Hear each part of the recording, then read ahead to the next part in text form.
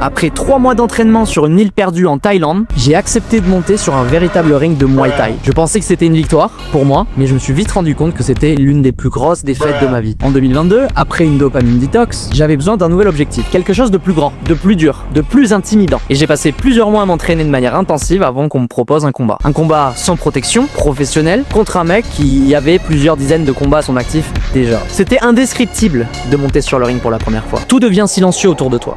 La seule chose qui compte, c'est ton adversaire. Et vous ne le croirez pas, mais j'ai gagné. Enfin, j'ai plutôt gagné le combat, pas la guerre. Parce qu'à ma grande surprise, ce combat n'a pas été le début de mon décollage. Le max d'avant la dopamine detox, de tous ces efforts intenses, eh ben il est revenu. Jeux vidéo, scrolling, réseaux sociaux, YouTube et même cannabis. Et ce pour une raison que j'ai compris plus tard, très simple. Quand tu grimpes une montagne, dans ta transformation, tu dois immédiatement te mettre en quête d'une nouvelle montagne. Et moi, je ne l'ai pas fait. Et c'est exactement pour ça qu'aujourd'hui, j'ai décidé d'accompagner des gens comme toi à reprendre le contrôle de leur cerveau. Parce que les rechutes ne sont pas des échecs, elles sont des données. Et ces données, je les ai toutes collectées pour que toi, tu n'aies pas à les revivre.